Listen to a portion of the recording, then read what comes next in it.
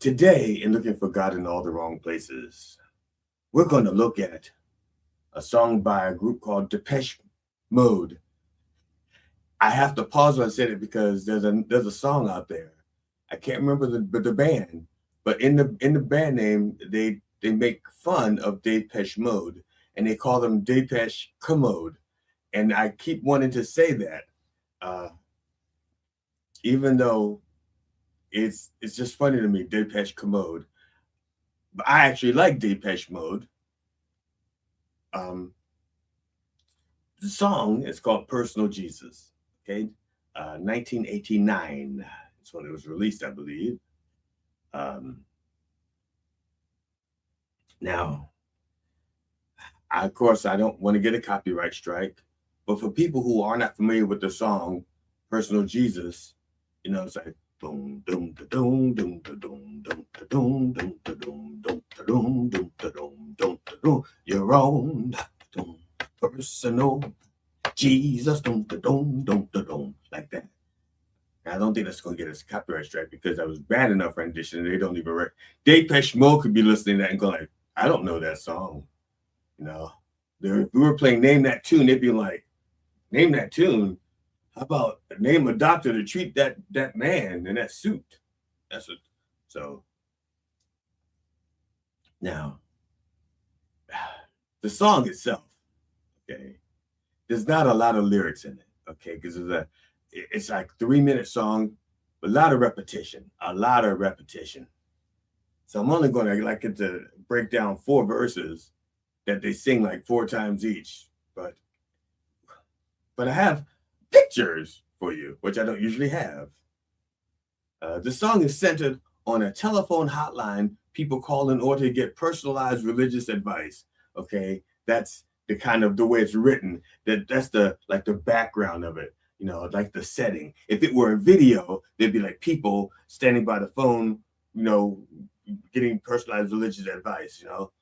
And like in other words, giving them access to their own personal Jesus. They call up and say, "I want my personal Jesus." All right. Now the writing of the track was inspired by the excessive admiration Priscilla Presley had for her famous husband, uh, Elmo, Elvira, Elrod, El Shaddai, El Toro. Some guy's last name is Presley though, because they got married. Her last name is Presley. Elvis Presley. That's right. He explained, not Elvis, but the author of the song explained, it's a song about being a Jesus for somebody else, right? It's a song about being a Jesus for somebody else, someone to give you hope and care. It's about how Elvis Presley was her man and her mentor, and how often that happens in love relationships.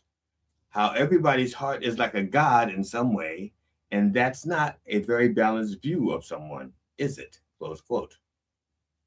In other words, Depeche Mode's Martin Gore, who wrote the song, expanded on this idea by concluding that anyone can serve as a godlike role model to someone who is in love with them.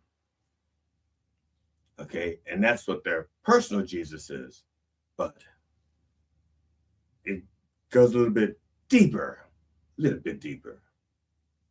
All right. The first line, the opening line. Reach out and touch faith. Okay. Doom, doom, doom. That's how it starts out. Before the music goes, reach out and touch faith. Now, reach out and touch faith. Okay. Now, some people automatically think, well, there was a dancer at the club. And if you reach out and you touch faith, the bouncer's going to beat your ass because you're not supposed to touch the dancers. And that's totally different. That's not what we're talking about. Not in this song. Maybe in another song, we'll touch about getting your hand smacked when you go to reach out to touch the dancers. You're not supposed to do that. I don't think in any state, especially a state of inebriation, dancers gotta feel safe. Okay, so reach out and touch faith is a parody of an old slogan used by an old company used by AT&T at the time. Now they're just ATT, right? Is it ATT? Well, at any rate, AT&T, a telecommunications company, and their commercial used to say, reach out and touch someone. They were trying to promote you spending money on long distance, okay? Yeah, reach out and touch someone. So in this case, Gore says, reach out and touch faith. Okay? Now, after that, the verses begin. Your own personal Jesus. Someone to hear your prayers. Someone who cares. Your own personal Jesus. Someone to hear your prayers.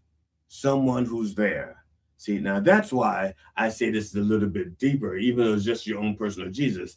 And that's because when even though he's explained why it was inspired by Priscilla's admiration of Elvis, she didn't actually pray to Elvis. See, so we're getting to the other Jesus, not the Elvis, not the king of whatever he was, the king of peanut butter sandwiches, peanut butter, banana, and bacon, I think. I can't remember.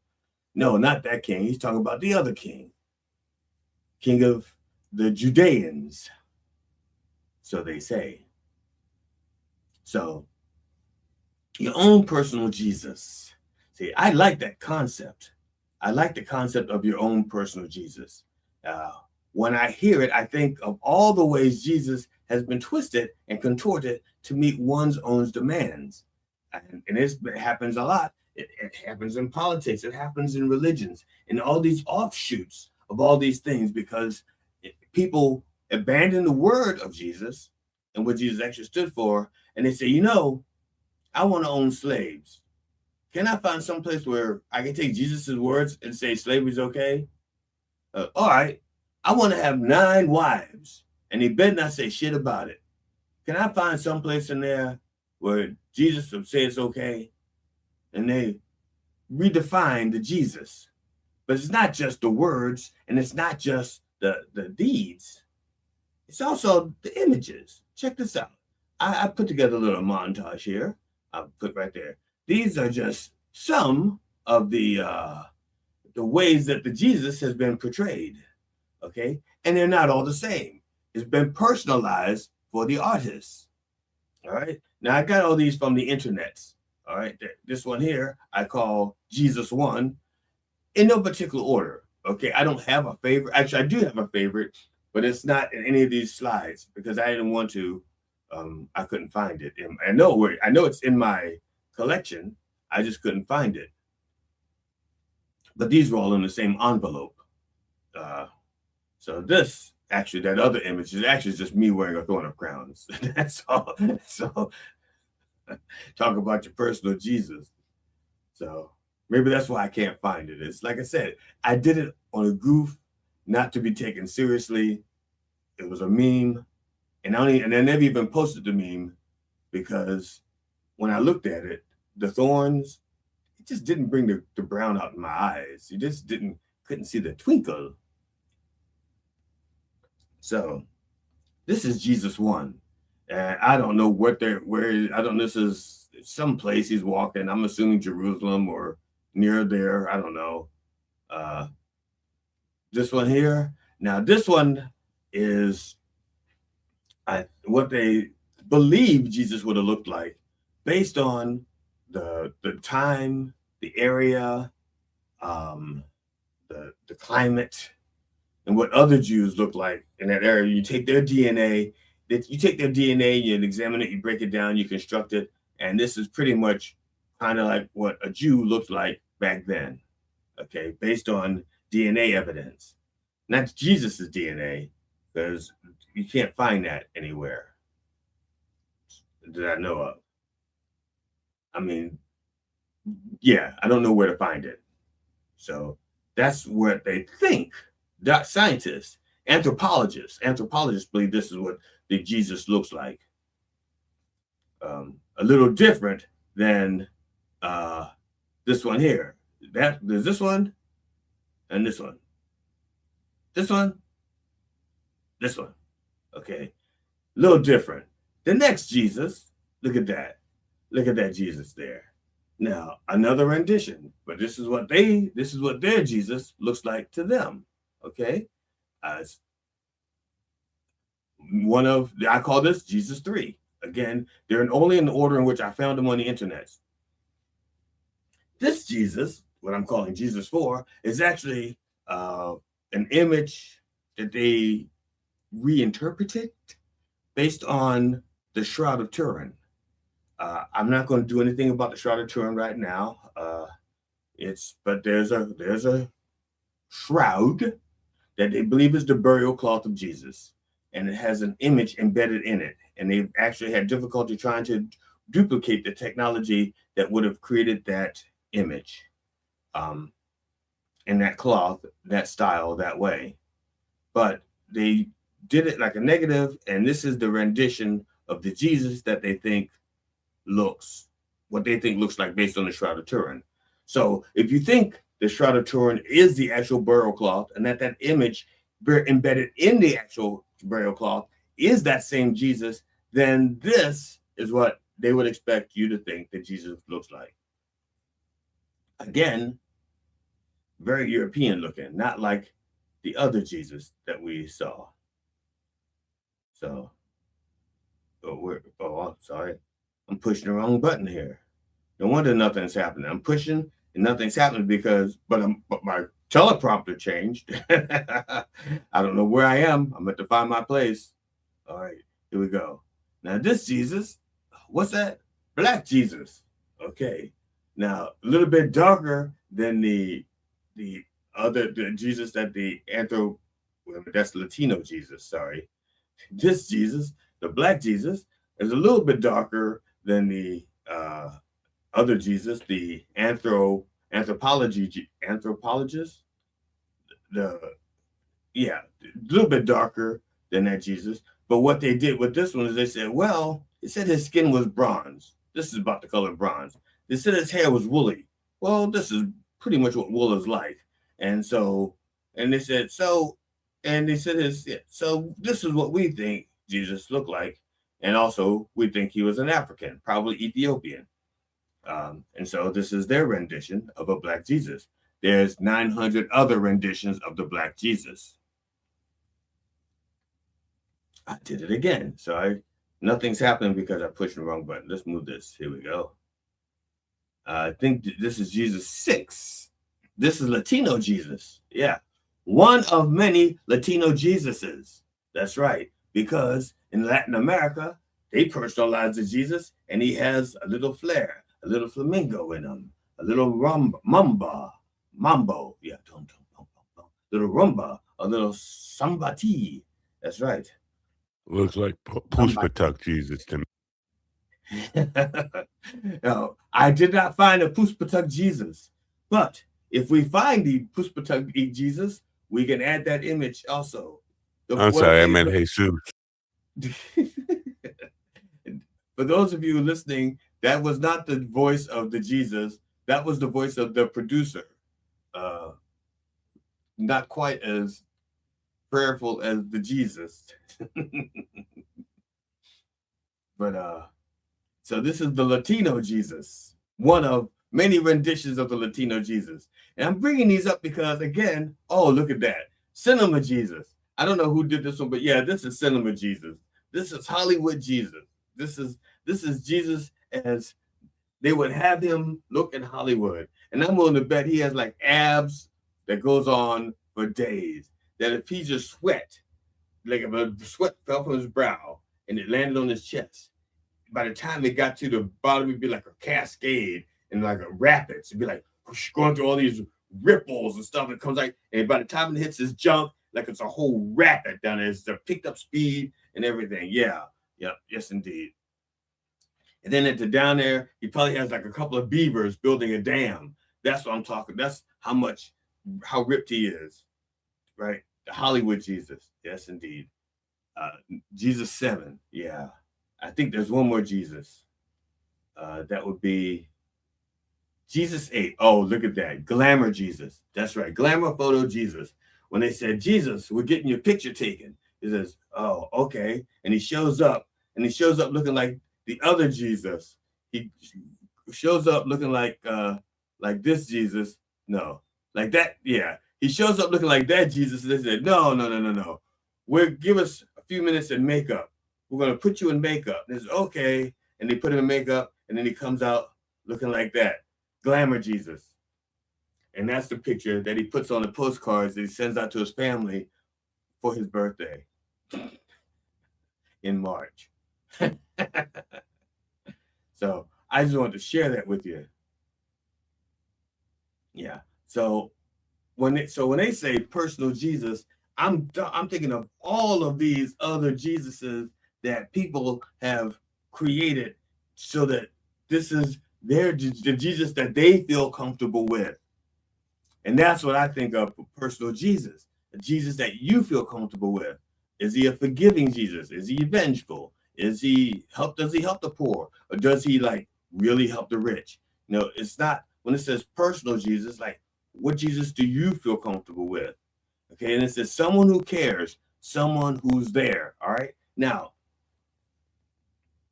it does no good. It does no good to have a Jesus, personal or otherwise, if they're not listening to you, and if you don't, and they don't care.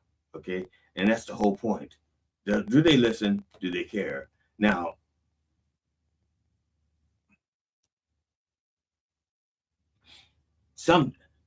now of course,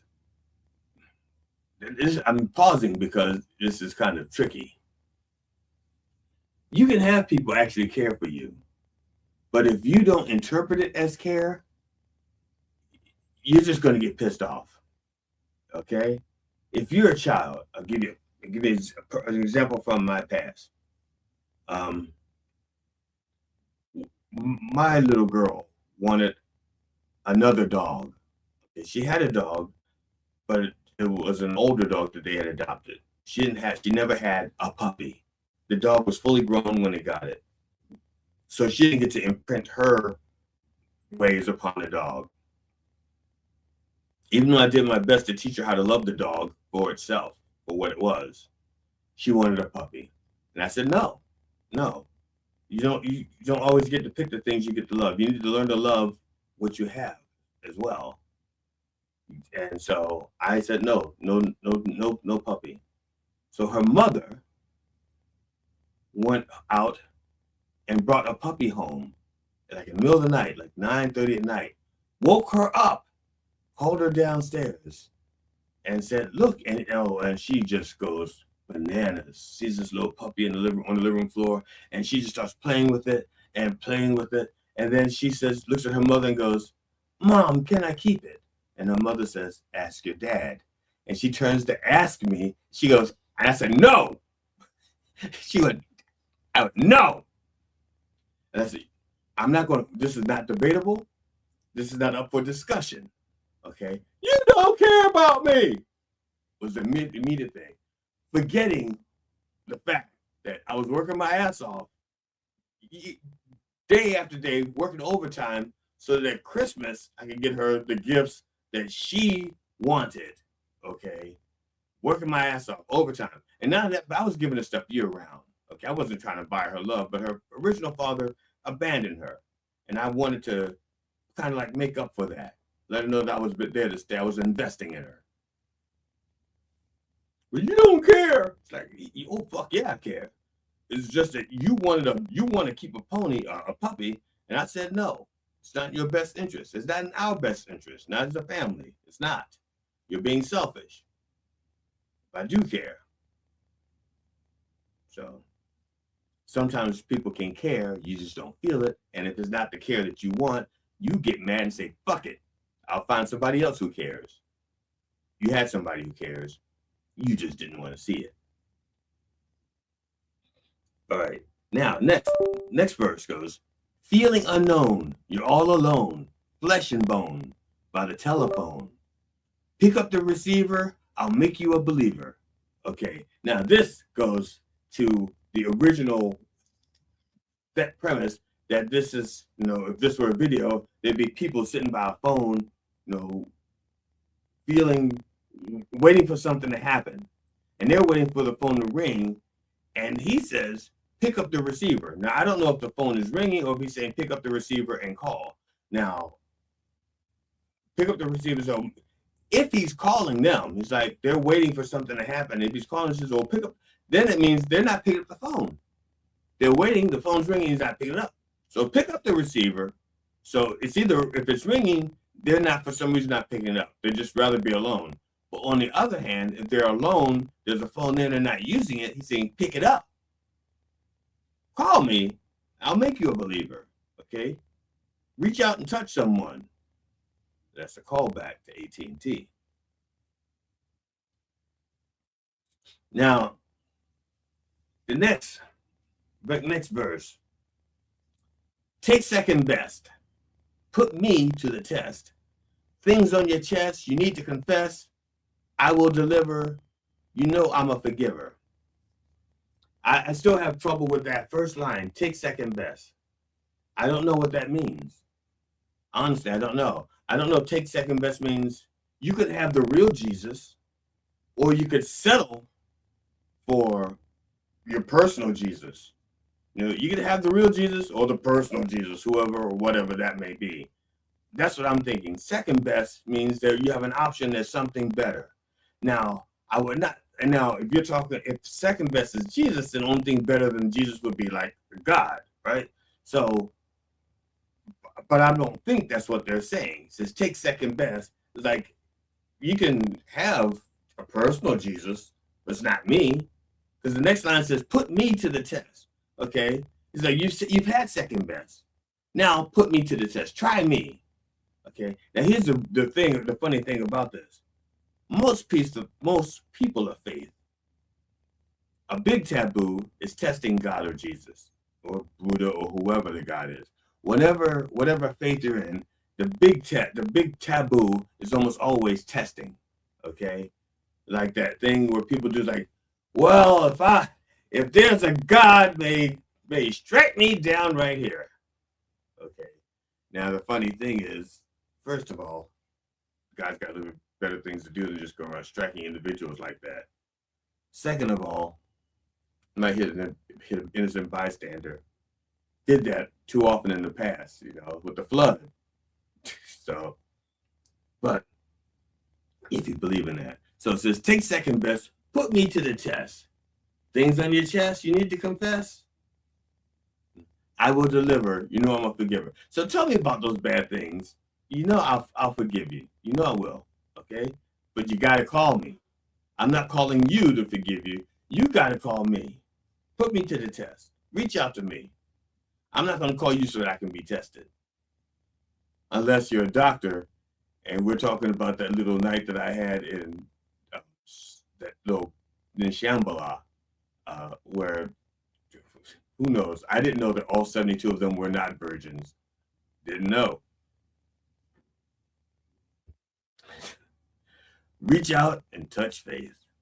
Okay. And it says that a lot. And now we're back to, it's gone through all of the original verses once. Now we're back to the repeating stuff. Reach out and touch faith. It says that 2 times. And it goes back to your own personal Jesus. Someone to hear your prayers, someone who cares. So either they, and this happens in music, in the arts. Person has 30 seconds or 30, maybe a minute worth of lyrics, and they don't have anything else to add to it. Okay, in Paul Simon's case, when we looked at Bridge Over Troubled Water, he had 2 verses, and they thought it was too short, so he added a 3rd verse. That 3rd verse did not sound like the other 2 verses. Did not have the same approach, did not have the same angle, did not have the same feel, did not have the same anything. You could tell it was just placed there as a space filler. Gore says, I'm not doing that. I'm just going to repeat the verses because this is all I want to say about it. This is it. I have nothing more to say, nothing more to add to it. They said, but it's too short. He said, well, fuck it. Repeat it. Okay? 2 approaches. One is you say, I'm going to keep adding stuff for time, and it's may not fit. Or it's like, nope, I was inspired to write it. This is what it is. Just repeat it. You get away with that in music. I could not get away with that on my resume. You know, if I was writing a resume and I had like they say a resume should really say a page, and I only have like a quarter page, and they're like, that's too short for a resume. They said, but this is all I've done. I've only been at these 2 jobs. I've been at this one job for 35 years. Okay, now I'm looking for another job. That's it. And they go, well, you need more. He says, okay, you can add more stuff, stretch it out, or you can just say, fuck it, repeat it. He decided to repeat it. That's garbage. Yeah, it's garbage, but it's true. You can't do that with a resume. That's what I'm saying. You can't do that on a resume. You can't repeat. You got to fill it out. Okay. And it goes on and says, like I said, I'm not going to repeat everything that is done. We've already been through this. If I repeat it, don't have a new interpretation because look, it's a new line. Got a new interpretation. Nope, same thing. Reach out and touch faith. Reach out and touch faith. Reach out and touch faith. Reach out and touch faith. Reach out and touch faith. Reach out, reach out, reach out and touch faith. Okay. If you don't know what that means by now, then go back, rewind for a couple of minutes, and you'll find it right there.